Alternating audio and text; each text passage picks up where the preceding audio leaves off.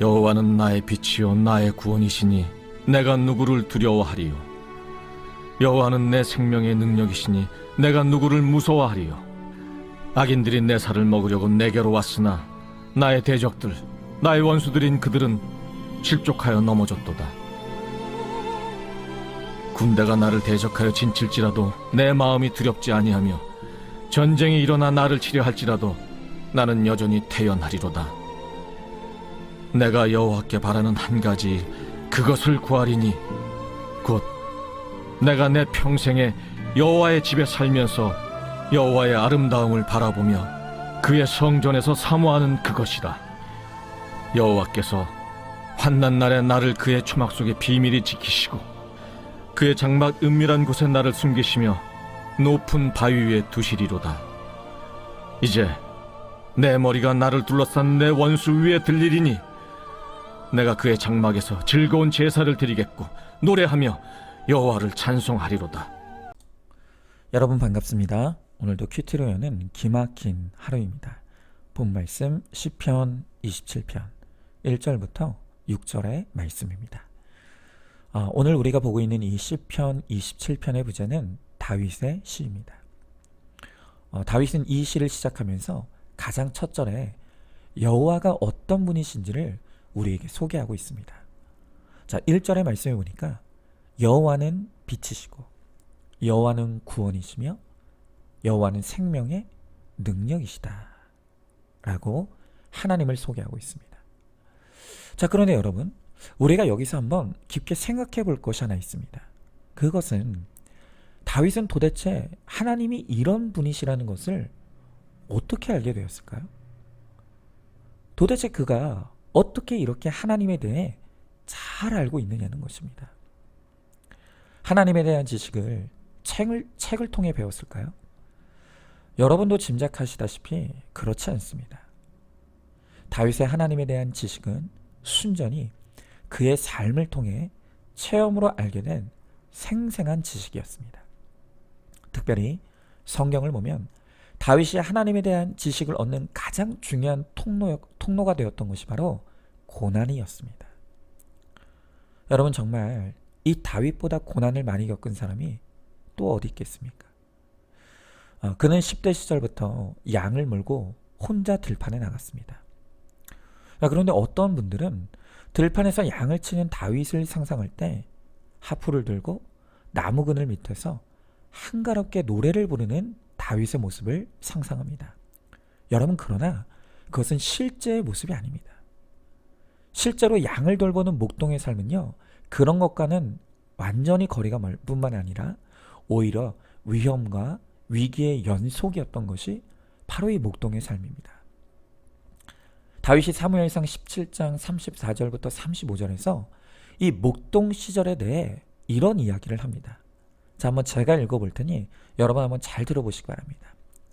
주의 종이 아버지의 양을 지킬 때 사자나 곰이 와서 양떼에서 새끼를 물어가면 내가 따라가서 그것을 치고 그 입에서 새끼를 건져내었고 그것이 일어나 나를 해하고자 하면 내가 그 수염을 잡고 그것을 쳐 죽였나이다.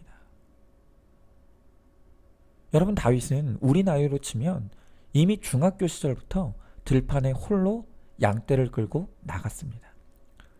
그리고 그 들판에서 목숨 걸고 곰과 사자와 싸워왔던 것입니다. 여러분, 그러니 얼마나 두려웠겠습니까?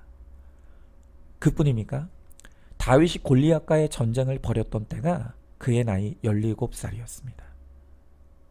또 자신을 죽이고자 하는 사울의 칼을 피해 끊임없이 그는 도망 다녀야 했고 전쟁터에서 수많은 전쟁을 치러왔습니다. 심지어 그의 노년에는 자신의 아들이 칼을 들고 죽이고자 쫓아오는 기가 막힌 고난도 당했습니다. 다윗은 바로 그러한 고난의 연속된 삶 가운데 절망적인 상황에서 빛이신 주님을 만났습니다. 또 이제는 끝났다고 체념하고 있을 때 구원해 주시는 하나님을 경험했고 죽을 수밖에 없는 절체절명의 상황에서 생명을 지켜주시는 능력의 하나님을 체험했던 것입니다. 여러분, 그래서 오늘 본문의 1절부터 3절에 보면 반복되어 등장하는 단어가 있습니다. 그것이 바로 두려움, 무서움입니다. 오늘 1절에 보면 두려움과 무서움을 이야기합니다. 또 3절에서도 두려움을 이야기하고 있습니다.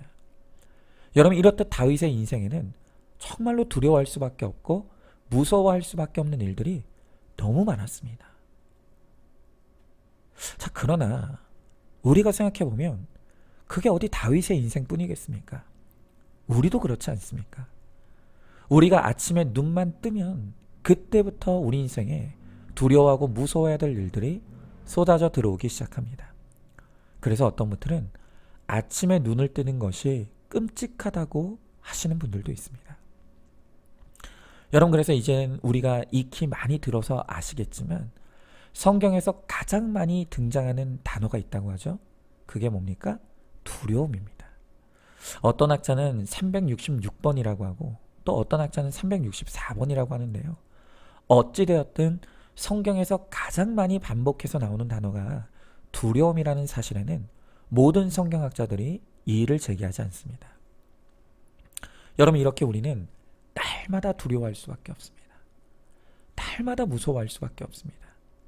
그러나 오늘 우리가 이 다윗을 통해 보게 되는 고난의 역설과 신비가 무엇입니까? 그것은 이 두려워할 수밖에 없고 무서워할 수밖에 없는 것이 우리에게 고난이지만 이 고난을 통해 우리가 하나님을 더 깊이 알게 되고 이 고난을 통해 하나님을 더 확실하게 체험하게 된다는 것입니다.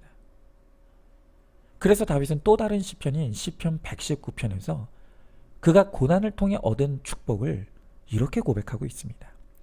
시편 119편 67절에 고난당하기 전에는 내가 그릇 행하였더니 이제는 주의 말씀을 지키니이다 라고 했고, 뒤이어 나오는 71절에서는 고난당하는 것이 내게 유익이라.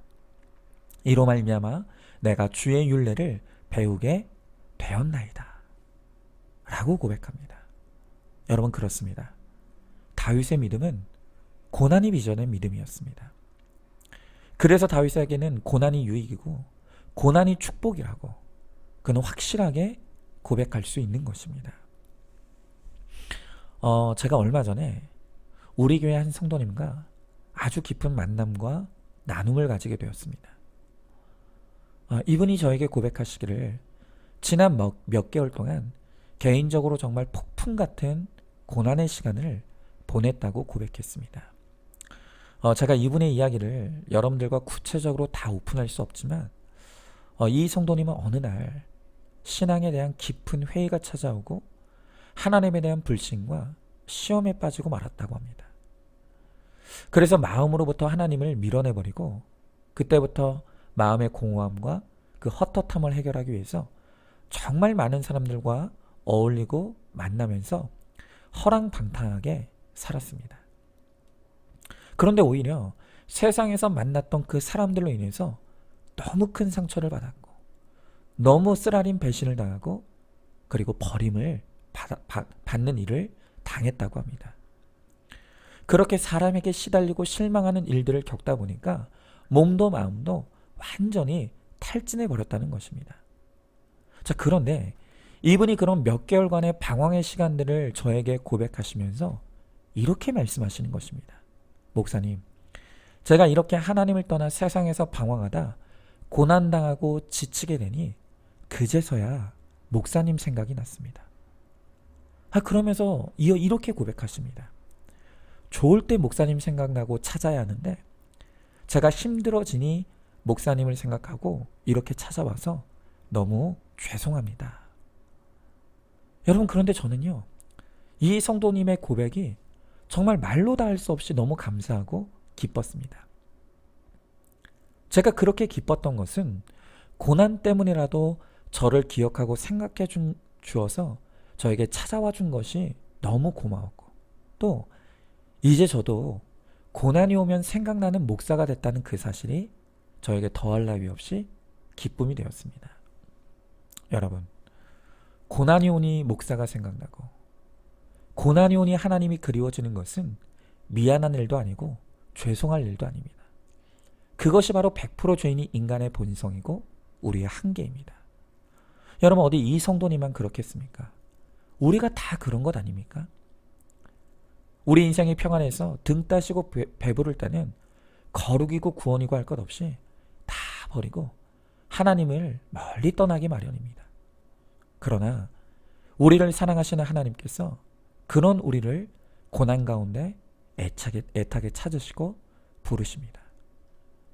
그 하나님의 부르심이 들리고 깨달아지는 것이야말로 내 안에 예수씨가 있는 택자라는 증거이고 내가 바로 하나님의 사랑받는 자녀라는 증거인 것입니다. 기독교 작가 C.S. 루이스는 말하기를 고난은 방황하는 성도들을 부르시는 하나님의 확성기라고 했습니다. 이 다윗도 고난을 통해 하나님을 만났고 고난을 통해 하나님의 말씀이 들렸기에 고난이 유익이라고, 고난은 축복이라고 고백하는 것입니다. 자, 이렇게 고난을 통해 세상에 대한 소망을 끊어낸 다윗에게는 이제 단 한 가지 소망만 남게 되었습니다. 그 소망을 다윗은 오늘 본문 4절에서 고백하고 있죠. 자, 4절 말씀해 보니까 내가 여호와께 바라는 한 가지를 그것을 구하리니 곧 내가 내 평생에 여호와의 집에 살면서 여호와의 아름다움을 바라보며 그의 성전에서 사모하는 것이라. 그렇습니다. 우리는 고난이 와야만 우리의 헛된 소망이 끊어지고 내려집니다. 그리고 그 고난을 통해서만이 우리의 진정한 소망은 오직 하나님과 구원밖에 없다는 것을 비로소 깨닫게 되는 것입니다. 그러므로 누구도 고난을 통과하지 않고서는 하나님을 진정으로 만날 수 없고 하늘의 소망을 발견할 수 없습니다. 고난은 거룩과 구원을 향해 나아가는 모든 성도들에게 필수 과목이고 필수 코스이며 축복인 것입니다. 하나님은 오늘도 고난을 통해 우리를 부르고 계십니다. 그 고난의 때 하나님이 나를 부르실 때 하나님의 말씀 앞으로 나가 하나님의 율례를 배우고 회개하여 거룩하여 짐으로 오직 하나님 안에 구원의 소망을 두고 살아가는 저와 여러분 우리 모두가 될 수 있기를 주님의 이름으로 축복합니다. 자, 한번 질문해 봅니다. 지금 어떤 고난 가운데 있습니까? 그 고난의 때 누가 생각이 나고 어디로 가려고 하고 있습니까? 고난을 통해 하나님께서 내게 말씀하고 계시다는 것을 알고 있습니까? 그 고난의 문제를 가지고 말씀 앞으로 나가 고난을 해석받으시기 바랍니다. 이 세상에 대한 나의 헛된 소망을 끊어내고 오직 구원과 천국이 나의 소망이 되시기를 간절히 기도하시기 바랍니다. 자, 오늘도 11월 12일 보석상자입니다. 자식이 대학에만 들어가면, 돈만 있으면, 취직만 하면 우리 집에 다툼이 없고 평안할 것 같지만 그렇게 얻은 화평은 너무도 일시적인 것입니다. 예수 그리스도의 십자가를 통해 먼저 하나님과 화목하지 않으면 참된 화평을 이룰 수 없습니다. 아멘. 오늘도 큐티로 기막힌 하루를 살아내는 하늘가족 공동체 우리 모든 성도님 되시기를 주님의 이름으로 축복합니다.